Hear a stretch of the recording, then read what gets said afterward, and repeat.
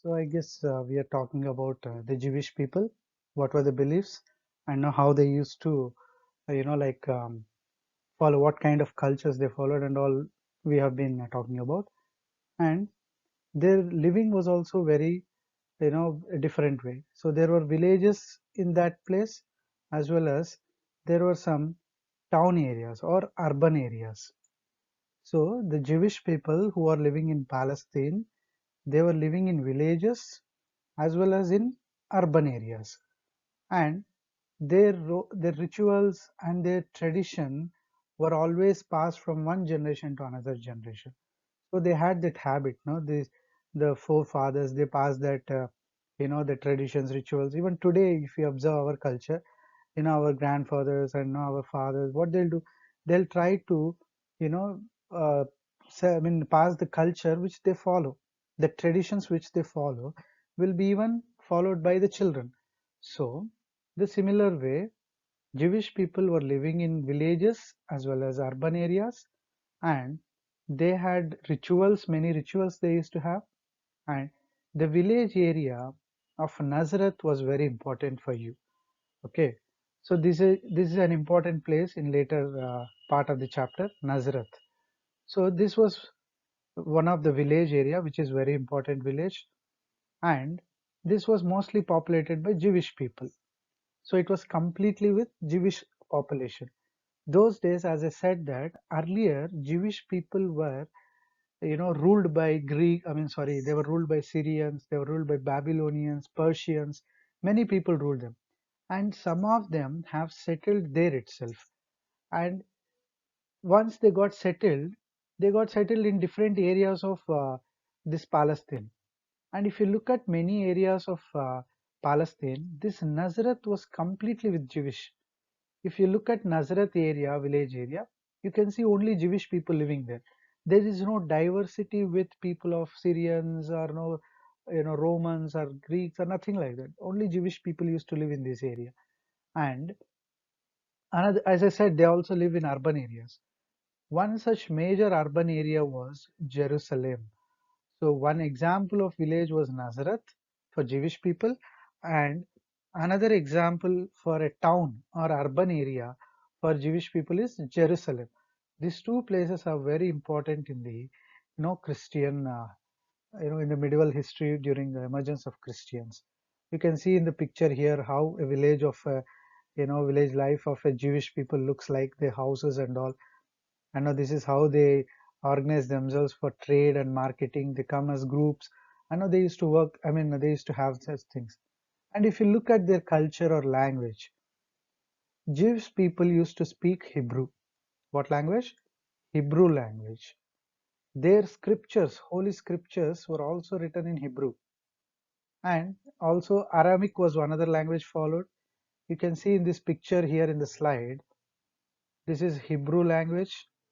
This is, Syrian language and Greek language. So Hebrew language looks like this. So they used to speak Hebrew, Aramaic, and Latin language to the Jewish people. And along with them, see, who are there here? Who are the people controlling Jewish people during medieval times? The Romans. The Romans were the people controlling Jewish people during the medieval times. And Jewish people used to speak Hebrew, Latin, and Aramaic language. And what did Romans speak? They speak Greek language. So culturally, Romans want Greek to be spoken by even these Jewish people. So the Romans want Jewish people to speak Greek. What do generally Jewish people will speak? They speak Hebrew language. See, culturally, how they are trying to force Jewish people here, right? And they live in village areas as well as urban areas like Jerusalem and Nazareth. So, this is one thing which you have to know. These are the conditions that were existing before the birth of Jesus Christ. So, how these conditions were influenced by Romans, how he emerged, what was the purpose of Jesus to emerge, how their belief came true, and all that we will discuss in the coming slides. I think this also we have discussed earlier only. So here the Jewish people, they believed in one God, and now their scriptures were called the Testament. So Testament is like before the birth of Jesus, the scriptures followed by Jewish people, they were called Ten Commandments, and they were all referred as Old Testament. Their beliefs were different and their gods were different. Once Jesus came, Jesus became their God, and his teachings became new part of their scriptures, and they were called as New Testament. That we will see later. So here, what was their belief? Their belief was in one God. And in contrast, the Romans who were living or who were ruling them, they believed in many gods and they used to worship idols. So, Jewish people believed in one God, no idol worship, but Romans believed in many gods and they worshipped idols. Culturally, both are different. And now, what Romans are doing? They are trying to force Jewish people to follow many gods, also to worship idols, all such things. This was a cultural restriction that Romans kept on Jewish people. This was a torture that Jewish people are undergoing. And hence they were thinking that in their testaments, in Jewish people's testament or their holy scriptures, there was a mention of Messiah in Hebrew, which means savior. That because of Romans, these people are going to face a lot of difficulties, and from that difficulties, a person is going to come, a savior is going to come, and they're going to save him. Having this belief, the Jewish people were leading their lives under the difficulties kept by Romans. So this was given in the Old Testament of the Jewish people by the prophets. Prophets means they are the holy teachers of Jewish people. They believed in teachers. Even though they had belief in one God, they also believed in teachers because the teachers themselves spoke about God and other traditions of Jewish people. So these teachers were very important for them. They are called prophets. And these prophets have written in scriptures that a savior is going to come from and they are going to save him from the difficulties that Romans kept on them. So this is in detail about the conditions of or situations with Jewish people before the birth of Jesus Christ. So we have just now discussed that the people of Jewish or Judaism who are called as Jewish people, they were waiting for a savior to come, and this was mentioned in their scriptures, and that savior is called Jesus. So Jesus was born to Mary and Joseph, so in Bethlehem in Judea. So this Judea was the original name of this Palestine, and later it was made as Palestine by the Romans. And the parents of Jesus was Mary and Joseph. So Mary was his mother and Joseph was his father. And Joseph was a carpenter and he was believed to be a descendant of King David of Israel. So that means the father of Jesus Christ was a descendant. What do you mean by descendant? That means he came from a royal family. Most probably, Joseph belonged to a royal family and his forefathers or his ancestors were King David of Israel. That means one of his ancestors was king of that complete Israel area. Later, they have slowly lost all those things, and they have Joseph was he was practicing a profession of carpenter, and this man, his for I mean his this I mean like Joseph's ancestor who was David, he also liberated Israel from a rule of 1,000 years ago. I said that no, Israel was ruled by Syrians, Babylonians, and many such people. So here King David, who was a ancestor of Jesus Christ's father, he also liberated Israel from foreigners long back. And during the time of, and coming back to our birth of Jesus Christ, Mary was mother and Joseph was father, and he was a carpenter. And it is believed that when Jesus was born, an angel had appeared before his mother to tell her that she would give birth to a blessed child. So that, this was uh, mystical thing which happened. What that is, before the birth of Jesus Christ, it was it was told by an angel.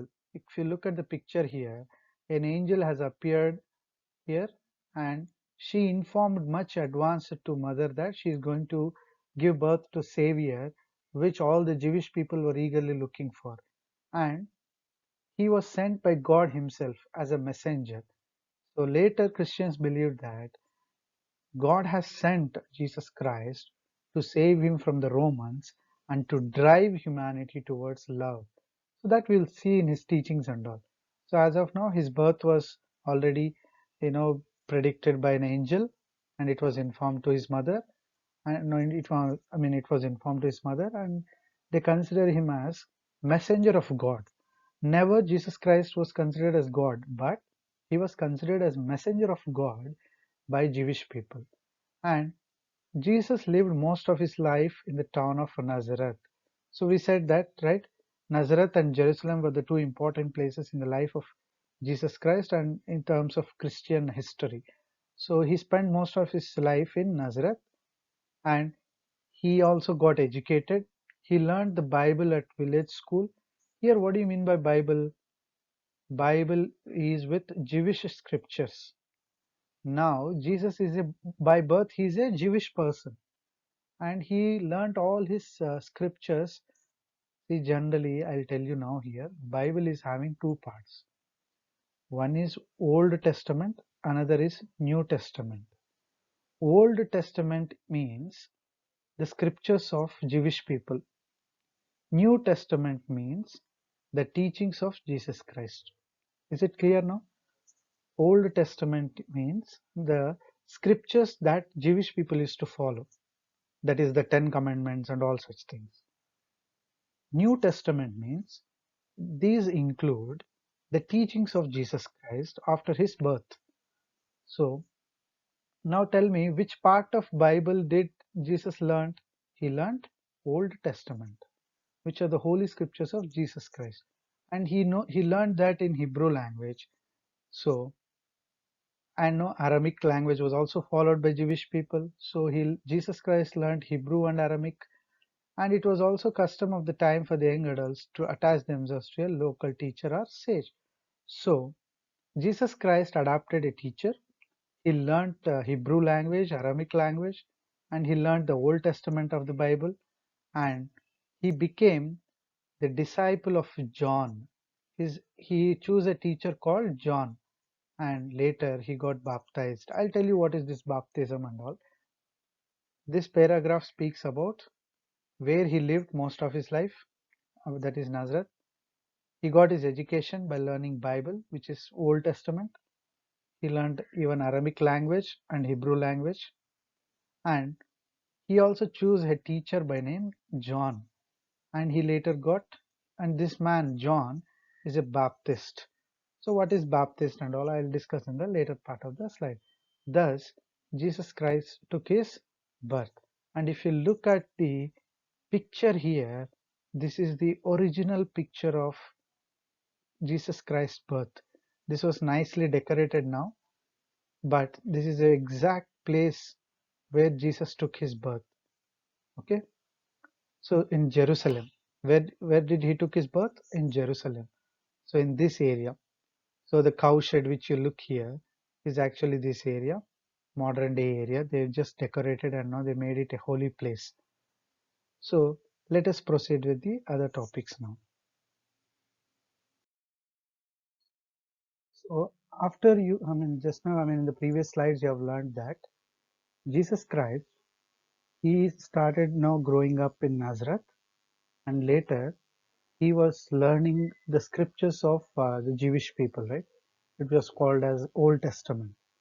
So after learning through everything, he also he became a disciple of a person by name John, who was also a Baptist, and he learned many things from him. He tried to understood all the scriptures from him. Also, he learned Hebrew and other languages. So, in course of time, that means in the slowly day by day, when days passed, he was well versed in the scriptures and Jewish tradition. So, under the teachership of John, Jesus Christ has learned all the scriptures very attentively, and he came to understand what were the traditions of Jewish people, how they, if you look at the traditions of Jewish people, they call it Sabbath, where they dedicate every Friday for the purpose of God. So such traditions were there. So Jesus learned about all such great traditions of Jewish people, and he spent many years learning and discussing his Jewish faith and heritage. In the beginning days, he learned all the Jewish scriptures, and tried to understand the traditions of the culture. So he did many such things. And Jesus was about 30 years old when he was baptized by John. So, what do you mean by the word baptized here? So here, it is the exact time during which, the Jesus Christ is ready for proclaiming himself as a great spiritual person.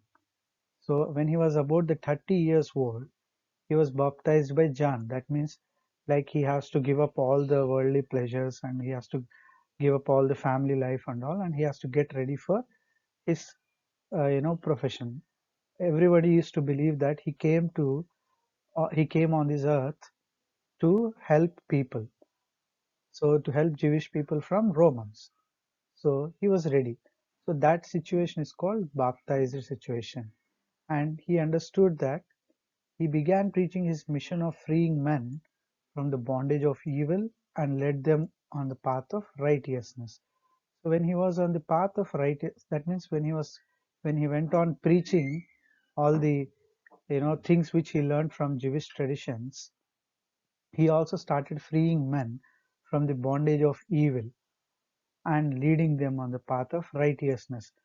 So there, those days, people whoever are not in right path, if they are doing sins and all, so as by understanding the original concepts of Jewish tradition, Jesus Christ, after getting baptized from his, you know, John, who was his teacher, he went on preaching his teachings, and he started freeing men. That means what is the original Jewish tradition, how you should follow it, and by what measures you can be free from all sins and evils. All such things he went on saying, and healing the sick. So through his magical powers and many such things, and through his words, he started healing even the sick people in the society.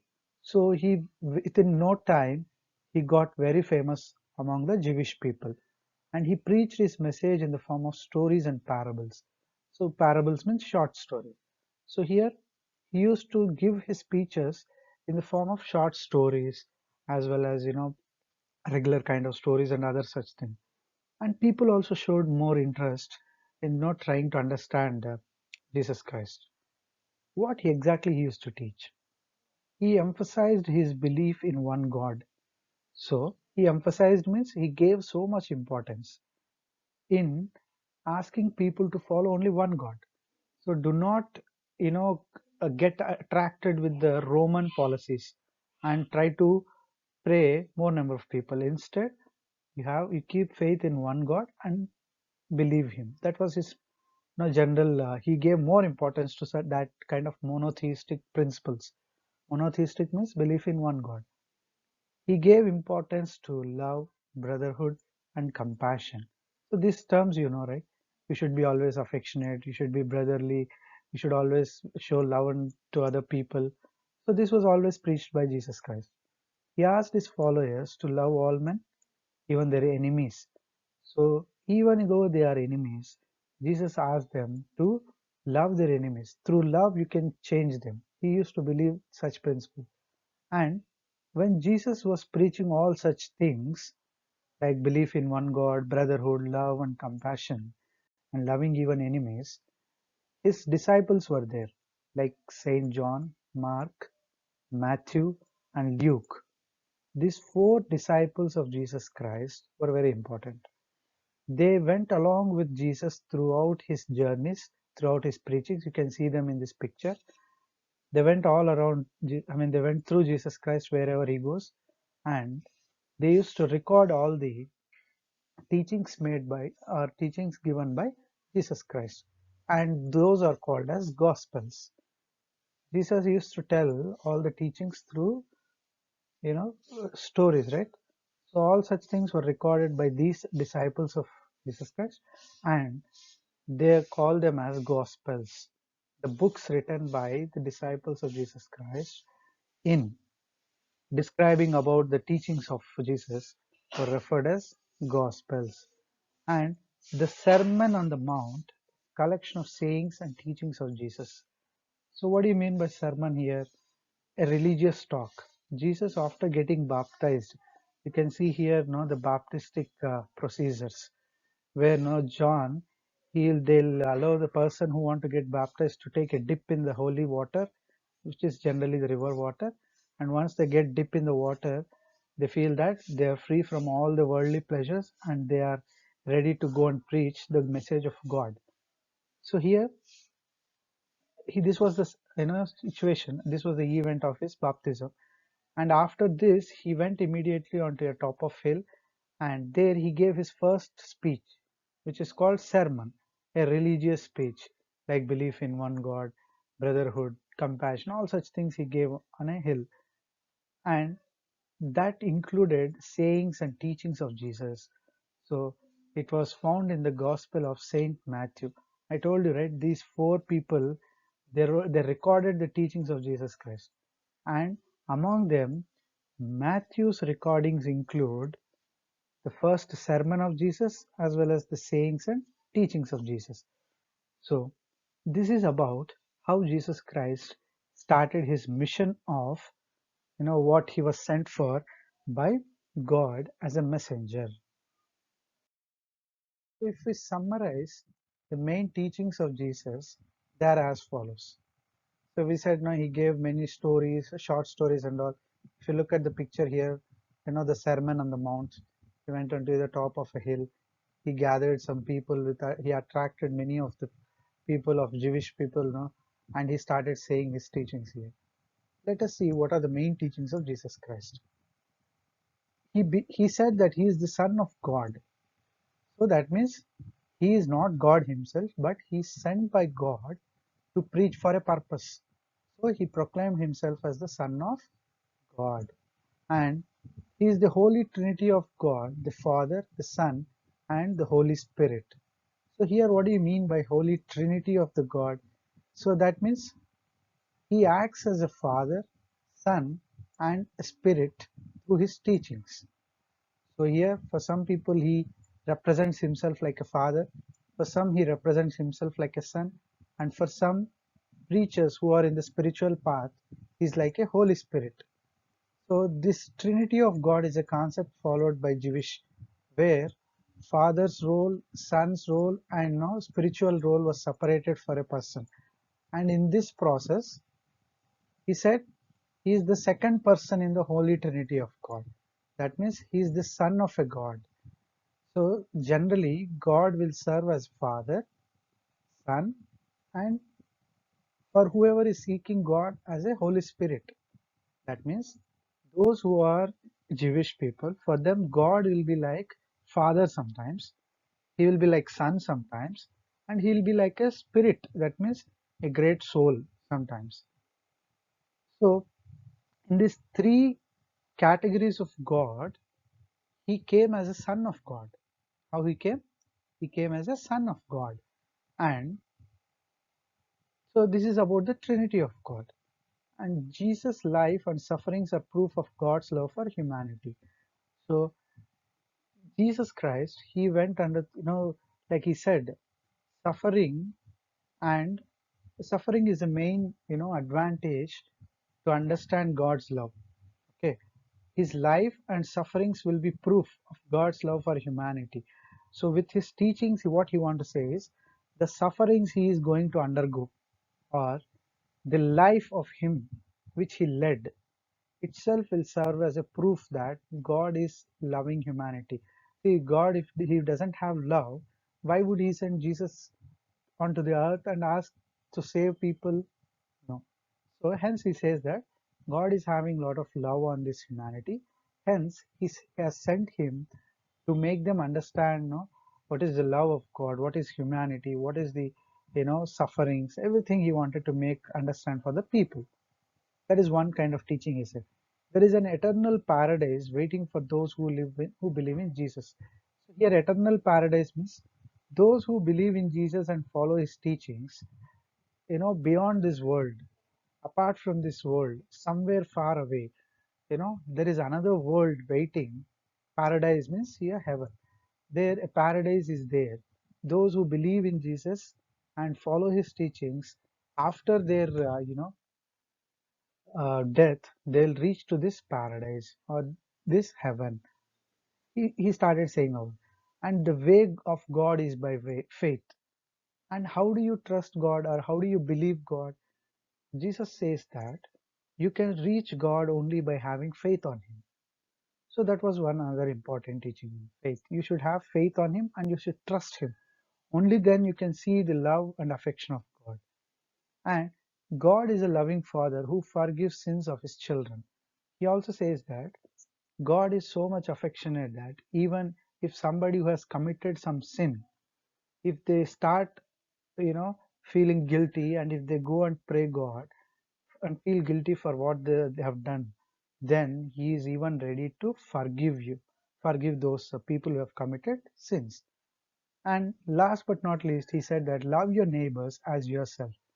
That means as every person love themselves more, Jesus said you should even be in a position to love everyone like that, including your enemies.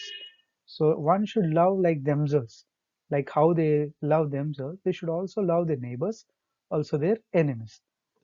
So his simple teachings and healing powers attracted large number of people. So a large number of Jewish people started getting attracted to the teachings of Jesus. And he even chose 12 disciples to spread his teachings. And now slowly the fame and name of Jesus started spreading throughout the Roman Empire, even the Palestine, all the Jewish areas. The influence of Jesus started increasing. And this made Romans to become more alert. They thought if Jesus becomes the leader of Jewish people, then he may be a threat to their power. If Jesus becomes the leader of Jewish people, what will happen? He may turn all the Jewish population against Romans. So he doesn't want, but actually Jesus is not doing that. He's just preaching humanity, love, brotherhood, and other things. But what Romans felt, if this person is allowed to do his job like this, he may turn every Jewish person against the Roman authorities, and they may lose their power on Jewish people. So they felt that it could undermine their power and authority, and they started having a check on the authority of Jesus Christ. So they started watching Jesus, how to stop him. So this is, and let's see what happened in the next coming slides.